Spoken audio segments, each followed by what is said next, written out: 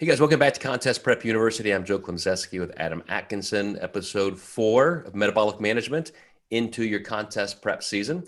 And we're going to talk about training, cardio, even the what am I thinking of? What's that next word there, Adam?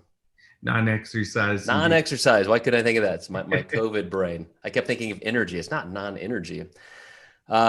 So one of the reasons why I'm stuck on that is our friend Eric Salazar, IFBB Pro. I don't know if you saw a lot of his discussion with, wearing a weighted vest and replacing lost body weight with that, and how his goal was to keep NEAT up through his whole contest season. Did you hear anything about that, Adam? I didn't, but I'm intrigued and I like what I'm hearing already. Yeah, Definitely. it's really interesting. Cool.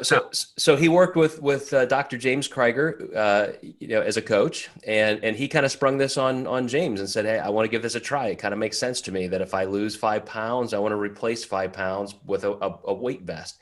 When I get to 10 pounds, I want to replace that with 10 pounds." And he had ankle weights and arm weights and weighted vests, and he would wear that all day. It wasn't just to kind of pound out some extra cardio, but just for his non-exercise activity. He wanted to see if that would make a difference.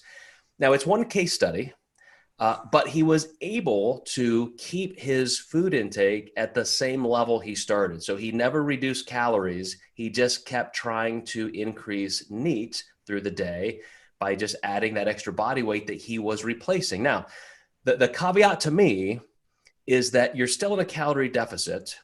You're still getting lower and lower in body composition. And so you know that a lot of NEAT has to do with your intentional movements, how fast you get out of a chair, how many times you get out of a chair. So I don't care if you're wearing a weighted vest. You could still just lay on the couch all day because you just feel shot. So I think there has to be some self-motivation to even want to do that. But all of that just to say, of course, we know that non-exercise activity thermogenesis is the greatest component of metabolic activity from an expenditure perspective. And so it's not just how many minutes you can do of cardio, how intense and your training and so forth, but those intentional daily movements really add up. And it was just fascinating to see somebody take it to that level. I love that. And in a weird way, I mean, I've thought about that before, and of course, never have implemented it. The only thing I have in comparison to this is I've had a couple of clients who had access to pools, and they actually treaded water for their prep. So we know that body fat makes us more buoyant and makes us able to float more. So I felt like I didn't have to change their cardio time. And again, this is only the course of me working with 2 people.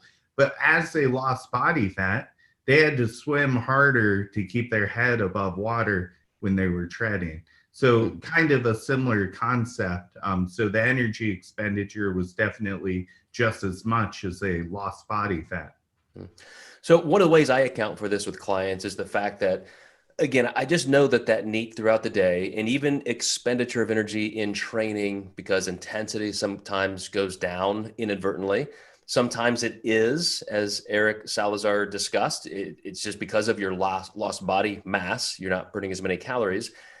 But sometimes I'll just start throwing in an extra bout of low intensity cardio. It's like, hey, I know we're just not getting as much bang for our buck throughout the day. Calorie expenditure is going to go down no matter what we do. Metabolism is adapting a little bit downward. So let's just throw in an extra 20 minutes or 30-minute walk at lunch or at the end of the day. We don't have to count it as exercise. I don't want you out there with a heart rate of 180, but just to burn an extra couple hundred calories. And I think that was kind of the premise and the results behind Eric's experiment.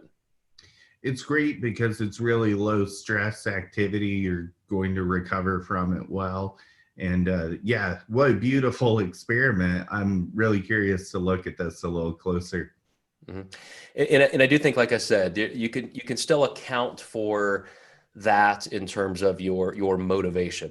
Perhaps just having that vest on makes you more aware of, yeah, crap, I'm trying to keep my NEAT up, and so I'm gonna stand up more often. I'm gonna walk more often, go take a trip across the building or up and down some stairs. But all of that to say that training, expenditure of calories and NEAT and that is the highest amount of metabolic activity on either side of the equation. For you to stay consistent with that has to be accounted for in terms of keeping your metabolism high through an entire prep. Any final thoughts on that, Adam?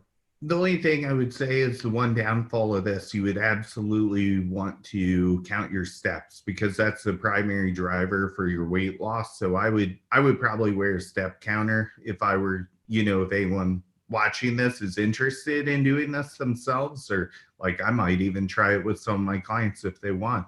But yeah, we would probably wear a step counter, because if we're not managing food as much, we need to shift that management to our primary driver for weight loss.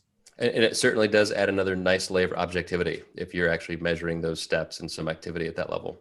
Absolutely. All right, guys, we'll see you next time. One more episode in this series.